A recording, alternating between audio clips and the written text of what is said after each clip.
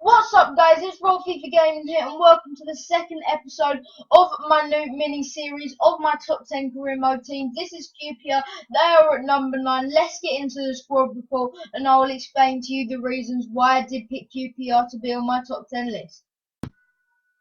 Okay, boys, so just like in the last episode, I will be having the squad report going in the background, and I will be explaining to you some of the reasons why I did put QPR in my top 10 list. And the first reason is that QPR are in the Championship, so it's only one promotion to get QPR back into the Premier League where they belong. And the second reason is that they have lost Charlie Austin this year, so they definitely do need a replacement for a striker, and you've been given a 14.5 million budget, so maybe Charlie Austin leaving to Southampton was a blessing in disguise. You can definitely get a better overall striker than Charlie Austin, and more importantly, a younger and more high potential striker than Charlie Austin, and 14.5 million is definitely enough to do that. And the third reason is that QPR do still have their real stadium from last year being in the Premier League. Obviously, they did get relegated last year, but they still do have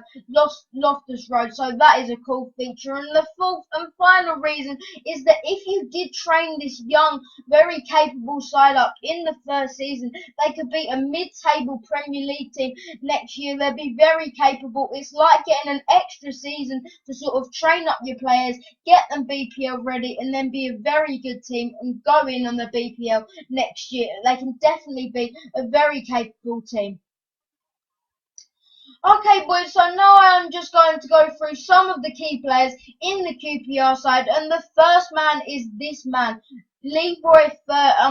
It's unbelievable to me how he's not playing in the Premier League. Look at the stats, greens everywhere, fantastic player, centre attacking midfielder, even though I do think he would be better in that centre midfield position. His stats are absolute green. He's a fantastic all-rounder player. As you can see there, he's got 3 positions that he can play, centre attacking mid, centre mid and left mid, and also he's only 25 years old, so he can still grow quite a bit. 6 foot tall, which is very good. 4-star weak foot and 3-star skills is very good, and he will definitely be key in this career mode if you were to do it. And the second key player is Matty Phillips. He's got a few traits here: a long shot taker, an outside foot shot, and also he has one speciality, is a speeder, and as you can see here, that's very true. 90 sprint speed is fantastic from the 73 QPR player. 73 is a good rating in the Championship. He does have 81 agility.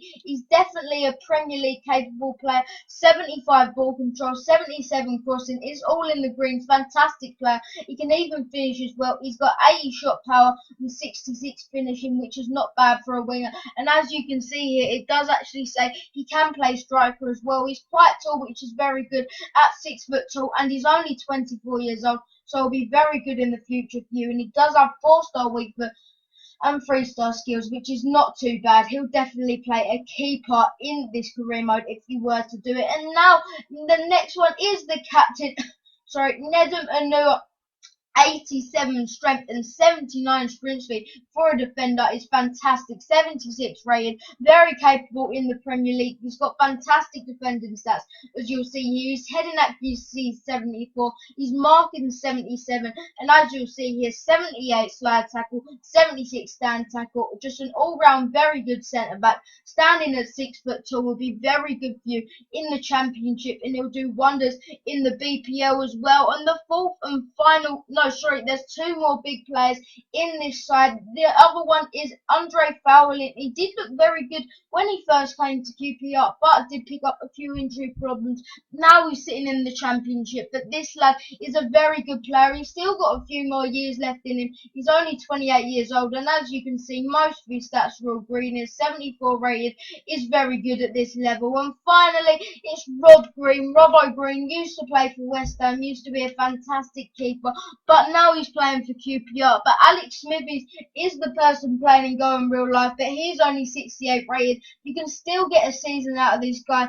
Rob Green, definitely play him in the first season, I would suggest. Definitely is still a very good goalkeeper, sitting at a fantastic rating for the Championship at 76 rated. Now I'll go through some of the best young players with you. Massimo Luongo is a fantastic young talent. Came from Swindon Town last year, was wrecking the League One up. Now QPR see the quality in him. Massimo Luongo has come for the Championship and he's been playing very well at the moment. He can play centre midfield and central attacking midfield. 68 rated and 22 years old. A very, very good defender. Also, the next young player is down here. It's Michael Petrasso, who is Canadian. Very, very talented young winger, this bloke. 90 agility, 89 balance. Fantastic player.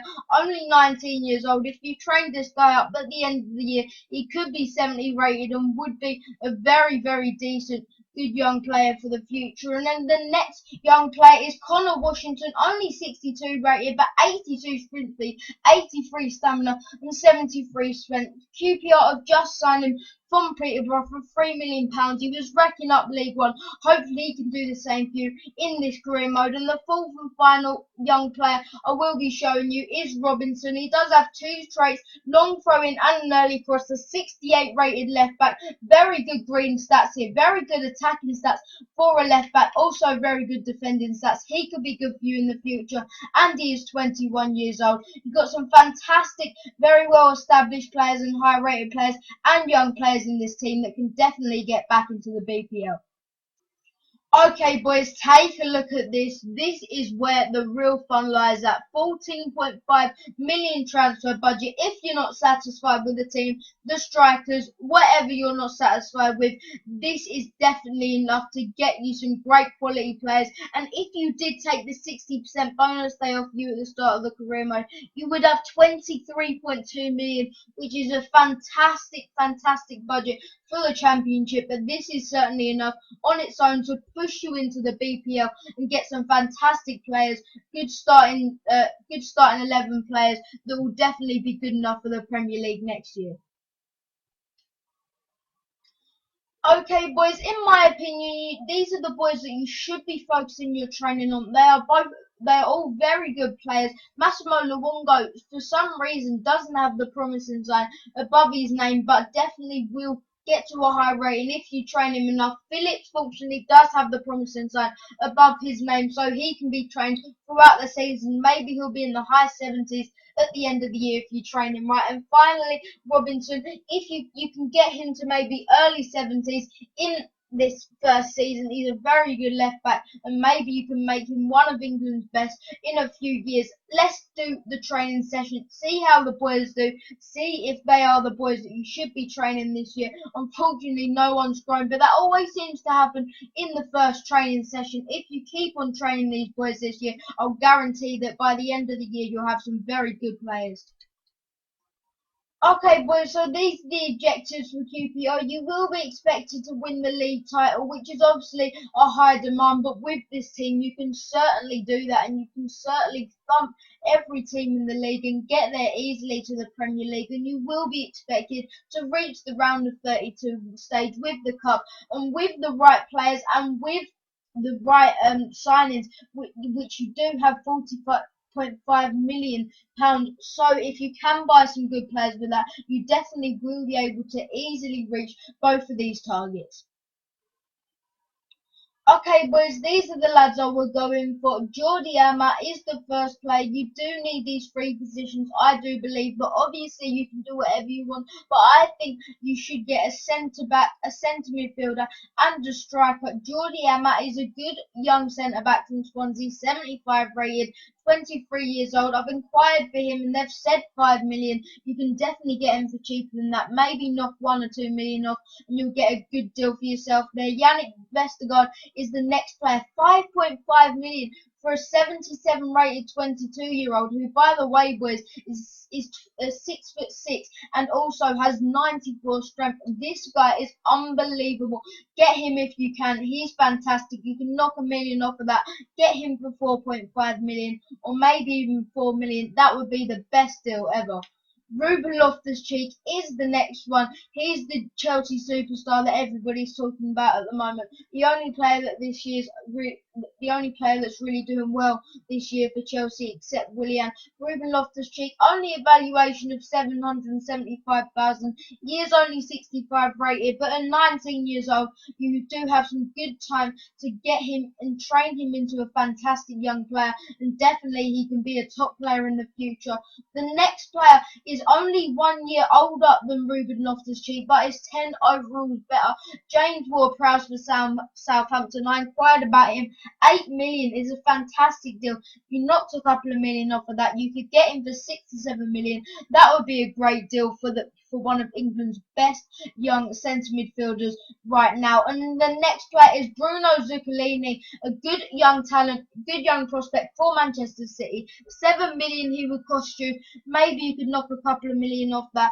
74 rated, 22 years old. As you can see by his stats, they're all very well rounded, all in the green. He would be a good player to get into the team. The next position we're going on to are the strikers. Divock Origi is the man here. 8.5 million of the they've replied to my inquiry for a 76 rated 20-year-old. He's an all-rounder. He's got great pace, 85 pace, and he's got good strength as well, 72 strength. And I do believe he's quite tall. Yes, he is. 6'1", 4-star skills, and also very versatile. Can also play on the left wing and right wing. He's a perfect striker, in my opinion. You do brilliant to get him into the side. And the final striker is Jose Perez, fantastic young striker for Newcastle. Obviously, not as high rated as Divock Origi, but his dribbling skills are fantastic and his finishing skills maybe not as good, but are still very good. He can also play in midfield if you wanted to play him there. I do believe his other position, yeah, it is centre attacking midfielder. Very good player, Jose Perez, and you could definitely get him on the cheap and replace him. And replace Charlie Austin with a much younger and better striker. But I hope you've enjoyed today's episode of my top 10 career mode teams. Make sure you like, comment, and subscribe down below, and come back for the next episode. Thanks for watching. I've been Rolfie for Gaming, and I'm out.